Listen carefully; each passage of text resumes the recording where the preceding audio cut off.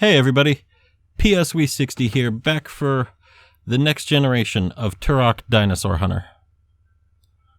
No longer are we tall set, instead we're a couple Turoks down the line as Joshua Fireseed.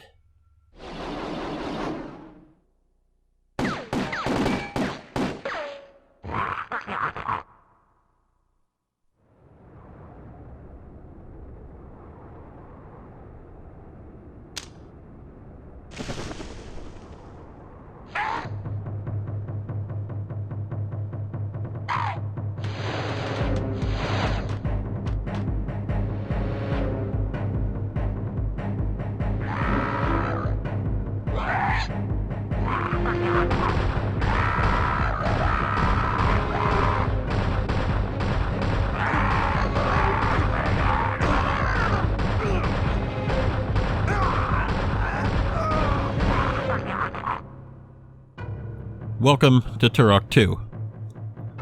And as you saw from Iguana's intro cinematic, Turok 2 is a little more violent. If you'll note, at the beginning it said expansion pack detected. And what that does is it lets us use the game's textures in high resolution. Everything looks a decent amount prettier, but the frame rate dips a little bit. It's a decent trade-off in my opinion. Also, we're playing in normal this time instead of hard because, well, I want to make it less tedious.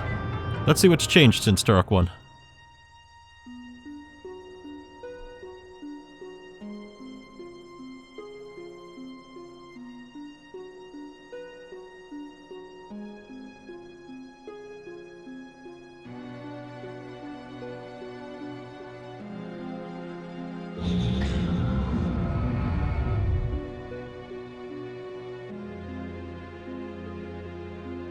Greetings, Turok. I am Adon. The elders of the lost land, known as the Lazarus Concordance, have charged me with the task of guiding you on your quest to stop the Primogen. The Primogen seeks to destroy the 5 energy totems that keep him imprisoned within the wreckage of his light ship. If he succeeds in destroying all 5 energy totems, he will be freed, and the blast wave of temporal energy unleashed will destroy your universe. You must stop the Primogen, Turok. Protect the energy totems at all costs. You will also be given additional mission objectives as you venture deeper into each of the worlds that you must explore. The port of Adia. This once peaceful coastal village has been utterly destroyed by the Dinosaurid army under the Primogen's command.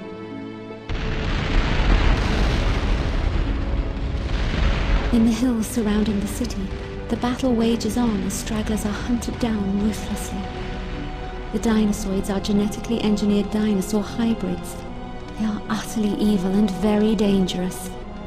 Though they do the Primogen's bidding, the Dinosauids have a more sinister and personal agenda of their own: to see humankind wiped from the face of the earth. Your mission objectives are as follows. Activate 3 distress beacons. Rescue 4 children. Activate the warp portals. Locate the energy totem and defend it at all costs.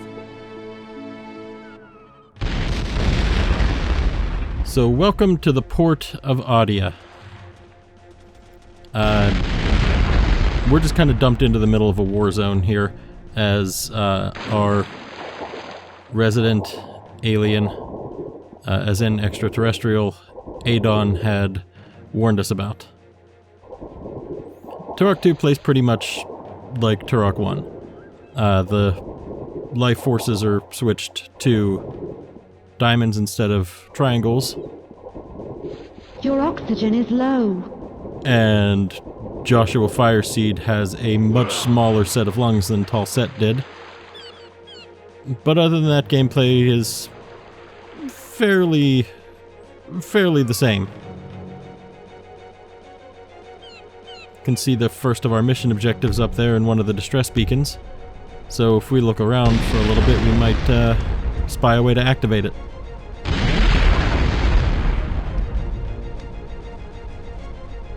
This looks promising. Oh, but we need a power cell for it. That way's blocked off, so maybe we can make a new opening.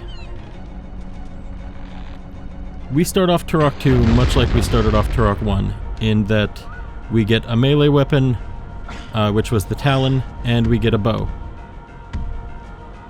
Also, the game just kind of hands us a pistol inside of the first couple of minutes.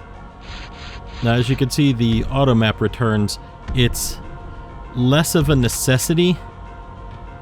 Is that power cell we needed? It's less of a necessity than it was in Turok 1. As you can see, we have a crosshair to line up our shots with now. We don't need to use the auto map's little triangle. It looks we can get to the handgun if we go this way, but we can't quite make it to that ladder. So we just need a slightly higher vantage point to jump from.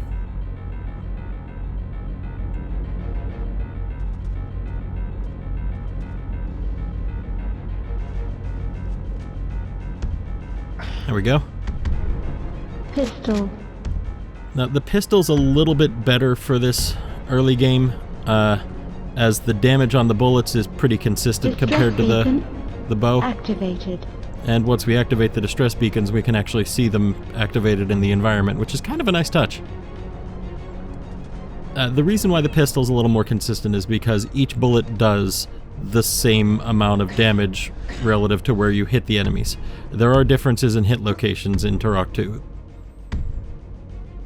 The bow, as you saw when I fired it before, had a fairly lengthy draw on it. The further you draw back the arrow, the more damage it does. You can fire the bow rapidly, but it's going to do a little less damage per shot than the pistol. We also get this guy, which very nicely shows off Turok 2's real-time lighting engine. Now, the flare gun has infinite ammo. The only caveat being, if you look in the bottom left corner, there's a little bar that dips down to 0 every time we fire it, and then slowly recharges back up until it's green. We can't fire it again until the bar turns green. But we're not going to be using it for very long, as we're already getting ambushed.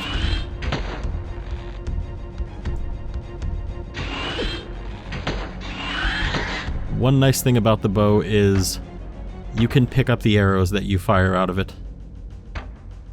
And we're already at our first key. No cutscenes for them in Turok 2, though.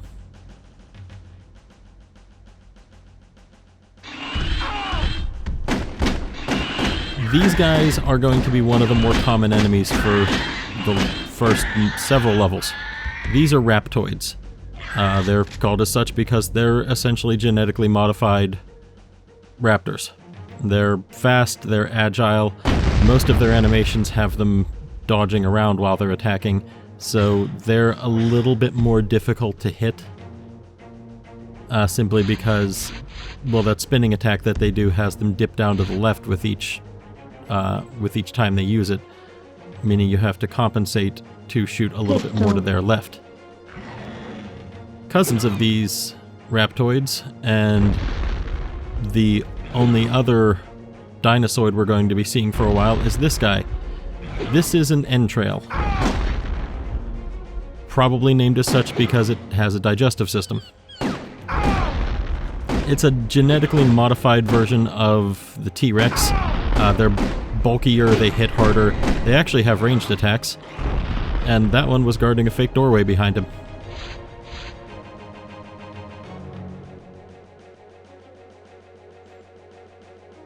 Let's see if we can't get up there and see what he was guarding. Now, the 10 healths replace the 25 healths from Turok 1, in that if we're above 100%, we can't pick them up. And if you'll also note, every time we go into the water, it automatically switches us to the Talon. The Talon is the only weapon we have that we can use underwater right now. It more or less replaces Turok 1's knife. The weapon selecting mechanic is vastly improved. As you can see, these two wheels are what we have now, instead of cycling through the weapons one by one. We hold either the A or B button and flick the control stick in one of the 8 directions, and it selects that weapon for us. It makes it extremely fast to know what weapon you're getting, provided that you remember which weapon was in which slot on which wheel, which really isn't that hard to remember.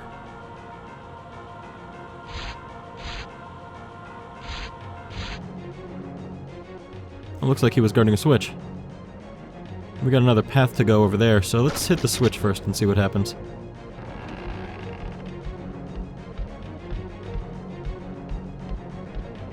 Looks like it's opened that door down there. Got another closed door up here, but... oh, that one's got another entrail walking around out of it.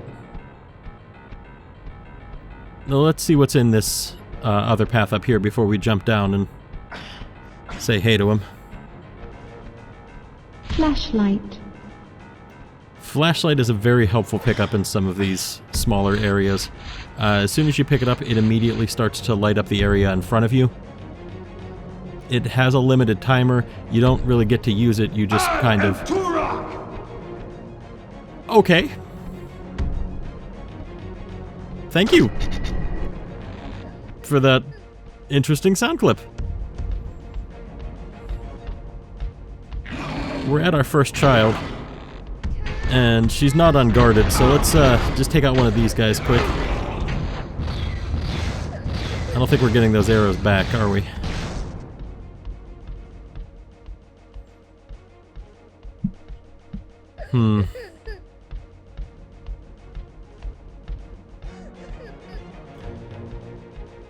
Well, as I was saying before, the flashlight is just a limited use item. It's automatically used as soon as we pick it up, and it just lights up the area in front of us. Turok, help! We're coming. We just gotta figure out how to open that cage. There we go.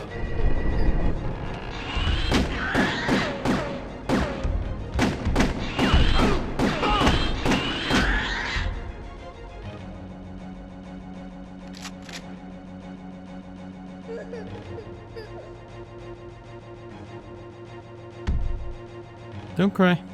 We got you.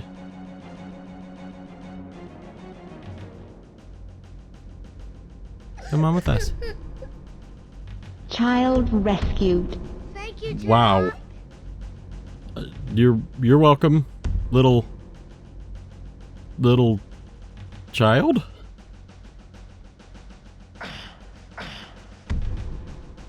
Let's go back and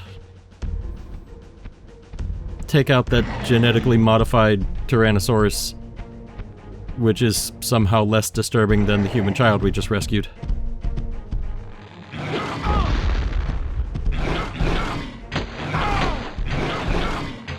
And let's just fill his crotch with arrows, apparently, because why not?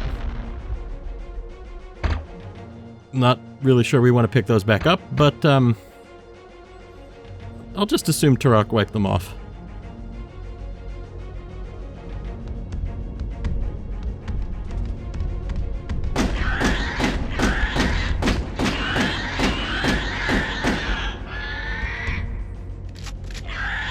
Now, as you can see so far, Turok is a much messier game than its predecessor was. There's a lot more blood in Turok 2, and it's only going to get messier from here. As we try to snipe this guy, and forget that arrows have a bit of a fall off as you launch them over a distance, so maybe we can compensate a bit for that. There we go.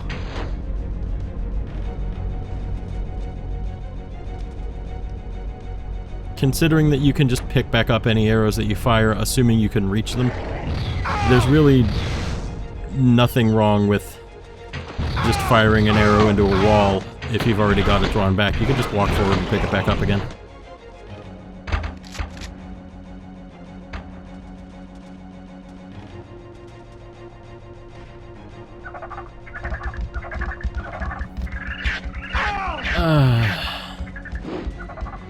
These guys are probably the only thing that I'm going to be using the Talon on. These scaly little Jack Russell Terriers are compies. They're, for the most part, just sitting there eating a corpse, usually, until you get close enough to them, at which point they bum rush you and just start jumping up all over you from whichever angle they happen to be starting from. Enemies in Turok 2 will also try to take cover, the smarter ones at least. Thankfully, the bow's default height is just above those boxes. Pretty sure the pistol's is too.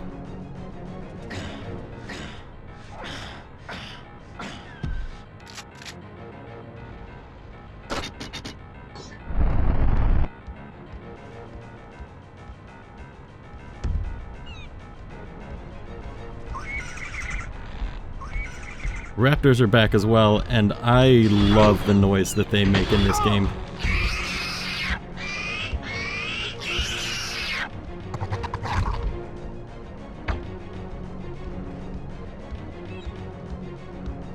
Like the Raptoids, they're fairly agile and move in a somewhat erratic pattern when they run towards you, and move to the side a little bit with each attack, so they're about as hard to hit as the Raptoids are.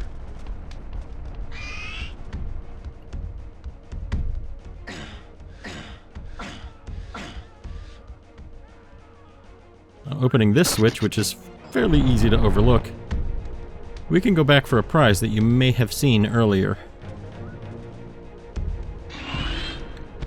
We just have to take out the Raptoid guarding it first.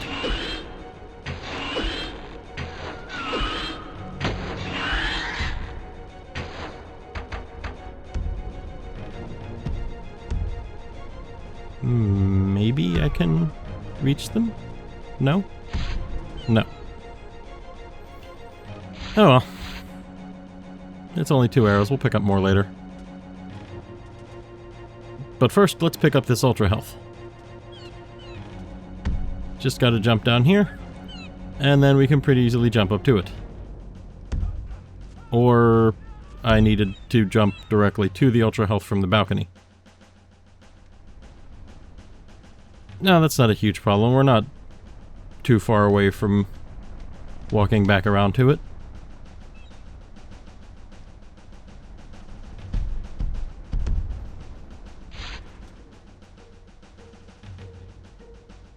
I don't think I can make that with a straight jump, so...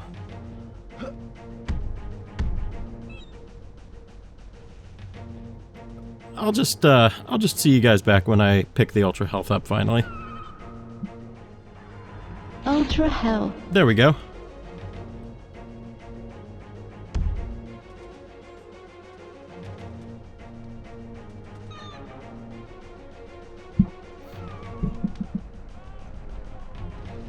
Now we can get back on track.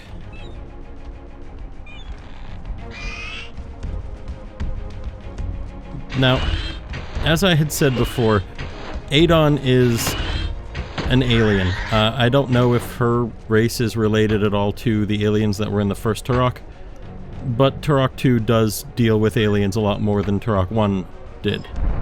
Whereas Turok 1 just kind of had them as a generic enemy.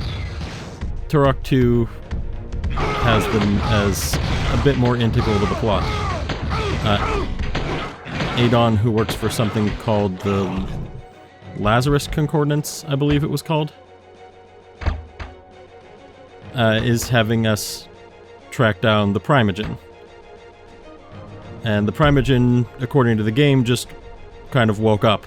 What the game doesn't tell us is that after Talset beat the Chronoceptor, after Talset beat the Campaigner in the first Turok, he felt that the Chronoceptor needed to be destroyed, so he tossed it into a volcano, which exploded and was large enough to wake up the Primogen from his slumber in his crashed ship. It took him a little bit to get back to full strength, which is why he's coming after Joshua Fireseed and not Talset. Joshua being good 2 or 3 Turoks down the line from Talset.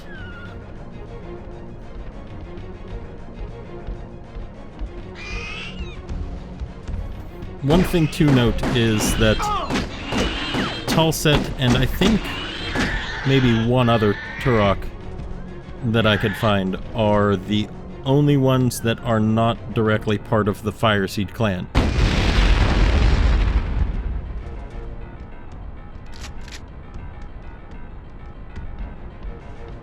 The Fireseed clan more or less feels that it's the only one that can handle the burden of being Turok.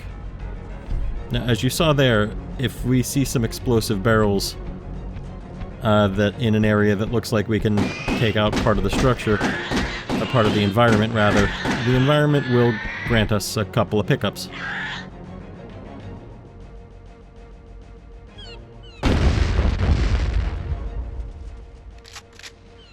Also from the barrels themselves. Wait, did we see a new weapon up there? Yeah, we did. Alright, let's get up there.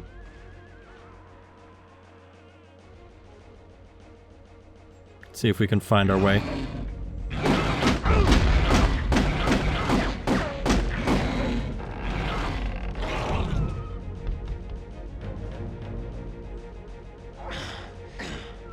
Quick pit stop up here to see what we can find. Oh. Always in the market for more pistol ammo. And that looks like one of the things we need a power cell for. Let's see if we can find one around here. Ah, that looks promising. There we go.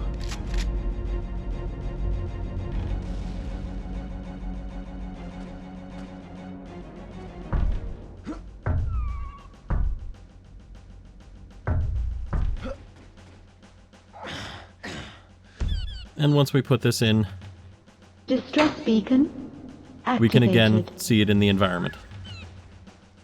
Now, those exploding barrels aren't the only environmental obstacle that we can interact with. And by interact with, I mean shoot it until it's destroyed.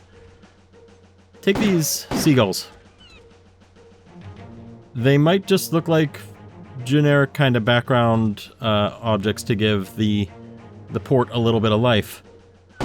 But if we can line up a shot on them, which isn't too hard since they always follow the exact same path.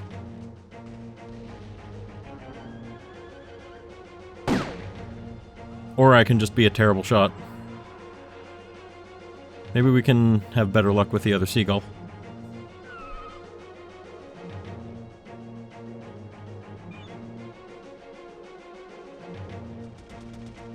There we go. They'll drop small life force tokens and 2 health and various other things like that. Just small stuff.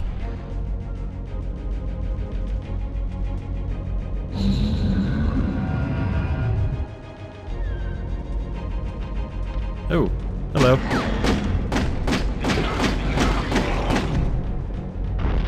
Kinda happy to have not taken that grenade to the face again. Oh.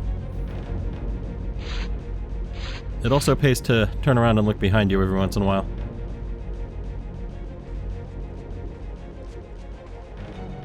And this will happen a lot more in later levels.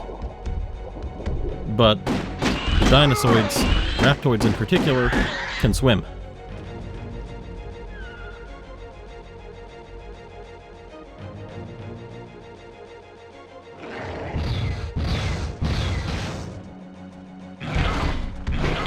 Considering that our only weapon that can work underwater at the moment is the Talon, we don't really want to engage them underwater unless we have to.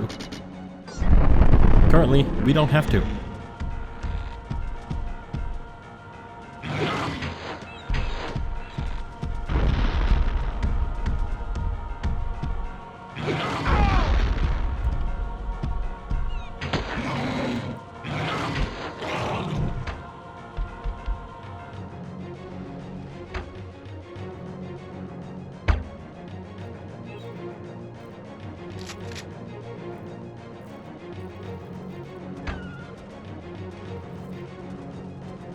Mission accomplished. There's our last distress beacon.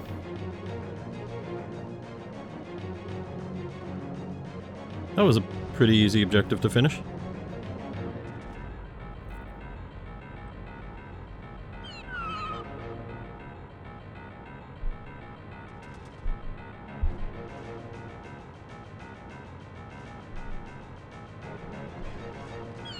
Now, if we can climb up here, we can see yet another kind of environmental destructible object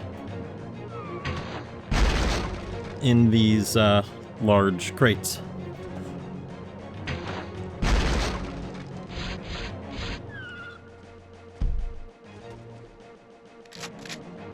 I am Turok! They grant us pretty much the exact same thing that that exploding barrel did earlier. There's just something with that new voice clip. It's, not quite sitting well with me.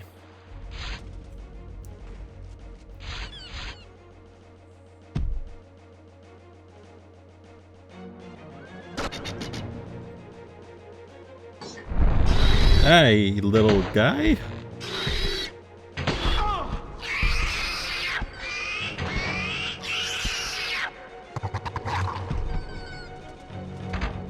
That was a nice, healthy ambush.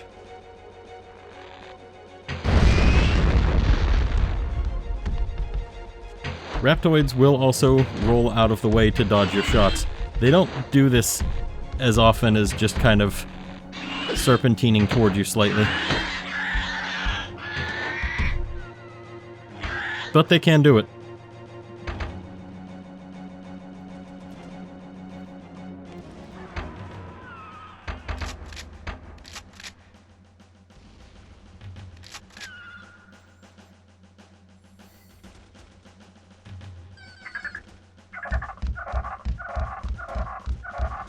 And more compies. It's generally a good idea to back the way you came when fighting compies. Or at least back up to a wall. You don't really want to run forward while you're trying to avoid these things. Because something like this can pretty easily happen.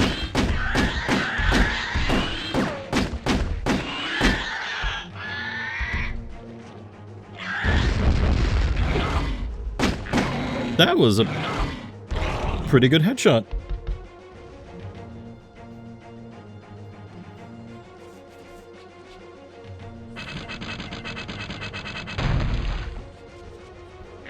Shotgun. There we go. Let's use it. The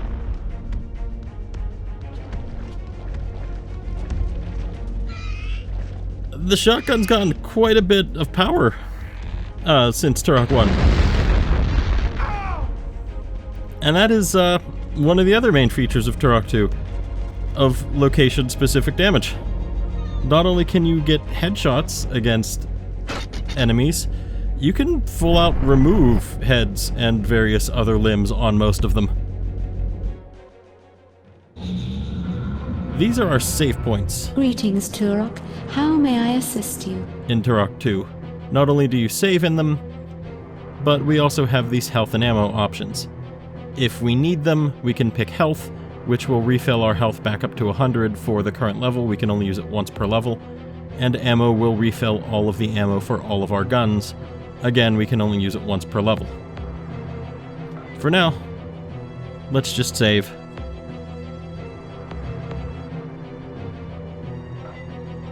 Turok 2 also apparently has a lot more data than Turok 1 did, considering the 90 pages versus 16 of Turok 1.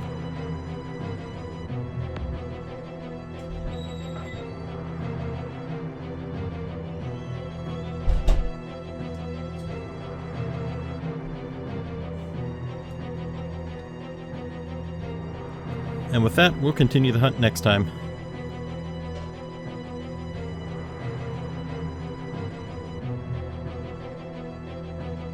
Game saved.